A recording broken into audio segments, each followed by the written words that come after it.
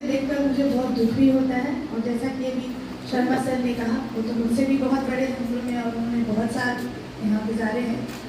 कि हम लोग फिर भी अपना रोल अदा करने आए हैं सर। और पिछली बार मैं चैम्बर भवन में गई थी, वहाँ भी मैंने एक बात कहा था, पहले भी वही बात कहती आई हूँ, आज भी वही दोहराना चाहेंगे कि जब हम जमशेदपुर में कोई जन सुनवाई करते हैं तो जन सुनवाई जैसा दृश्य क्या ईमानदारी से ऐसा दिख रहा है मेरे आगे या पीछे? अगर हम अपने दिल पे हाथ रख करके पूछें तो क्या ये जन सुनवाई है जहाँ पे चंद लोग हैं, पूरा सभागार भी भरा हुआ नहीं है? और ये हमेशा होता है। तो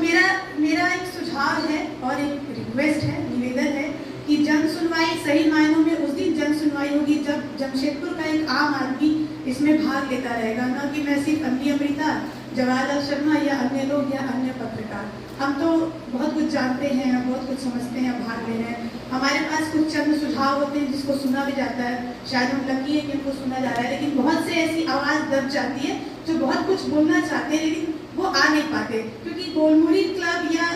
या यूनाइटेड क्लब या इस तरह की जगहों पर जब जन सुनवाई होगी तो वो जन सुनवाई नहीं होती है। वो आपको भी पता है सर। तो एक रिक्वेस्ट होगा कि बिल्कुल लोगों के बीच जाकर के जन सुनवाई हो और वहाँ सब तरह की आवाज़ आप सुने, तब पता चलेगा कि चांद सूरज वाली बात कितनी सही है या कितनी उसमें सच्चाई है। और वो झूठ भी नहीं है, बिजली की व्यवस्था बहुत अच्छी है, लेकिन जब जमशेदपुर में जन सुनवाई हो रही है तो यहाँ पर हम अलग अलग बांट करके नहीं देख सकते हैं कि मुनाफे की ही सिर्फ बात हो, क्योंकि एक शहर की कीमत पर, एक शहर के स्वास्थ्य की कीमत पर पूरे देश में स्टील का डिस्ट्रीब्यूशन होता है। अगर स्टील का उत्पादन जमशेदपुर में हो रहा है, अगर पावर का उत्पादन जमशेदपुर में हो रहा है, तो हमारे स्वास्थ्य की कीमत पर होता है, हम उस धुएं को पीते हैं। तो क्या हम सिर्फ यहाँ पर ये सुने आकर कि क्योंकि मुनाफा कमाना है तो हमें ये लॉस हो रहा है, तो हम थोड़ा सा बहुत सारी तकनीकी बातें बताकर फिर उसको हम बढ़ा दें और खुशी खुशी उसको बढ़ा दी जाए, जैसा कि हमेशा होता है, बिजली के दाम बढ़ जाते हैं। तो कुल मिलाकर बात तो इतनी ही है कि टाटा की बिजली बढ़ने वाली है, वो बढ़ाना चाहते हैं, और एक नागरिक होने के नाते हम तो यही निवेदन करेंगे कि ना बढ़ाएं, जमशेदपुर को मुनाफे के तौर पे ना देखें, क्योंकि टाटा भी समझौता है जिसका जिक्र करना पड़ता है, भले ही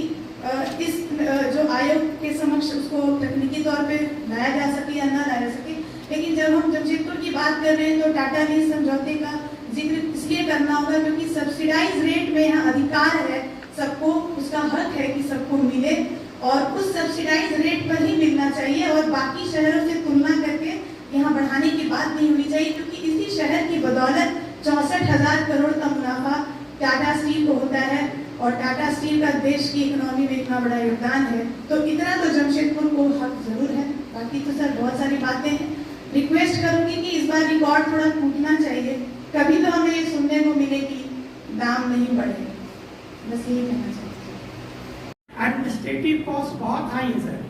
एडमिनिस्ट्रेटिव कॉस्ट जो है इतना अंदर में संचालन में कितना खर्चा होता है, उस बेसिस पे ये आपसे रेज नहीं मान सकते हैं कि हम लोग बहुत ज्यादा बोनस दे रहे हैं, हम लोग बहुत ज्यादा कंपनी के अंदर जाइए, इनका कैंटीन सर्विस देखिए कितना बढ़िया है, सब लोगों को 3-4 टाइम का खाना पीना मिल रहा है, और कंपनी के अंदर आप ठेकेदार मजदूरों का हाल देखिए सर,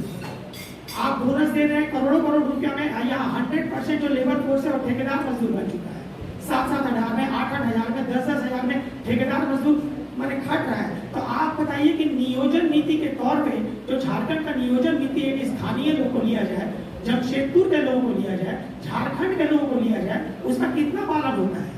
आप कितने लोगों को बाहर से लेके आए हैं, कितने लोग दूसरे स्टेट से आते हैं, दूसरे स्टेट के लोगों के खिलाफ हमको कुछ भी नहीं है, हमको यहाँ गलत बात नहीं कर रहे, लेकिन स्थानीय नीति जमशेदपुर के लोग को नौकरी नहीं मिले, आदिवासियों को नौकरी नहीं मिले, जिनकी जमीनें हैं, कुर्मियों को नौकरी नहीं मिले, जिनकी जमीनें हैं, आज जितना भी प्लांट बना है वो सब रैयत का जमीन पे बना है। आज जवाहरलाल जी सुप्रीम कोर्ट में केस किए हैं, हम अभी एक केस चलाए हैं हाई कोर्ट में, ये बताने के लिए सरकार को कि इस जमीन का रिश्ता क्या है लोगों के साथ, ये जमीन आदिवासियों की है, ये कुर्मियों की है, उन लोगों का सर पूरा का पूरा पतन हो चुका है। आप टाटा के वर्कफोर्स में देखिए कितना आदिवासी लोग काम करता है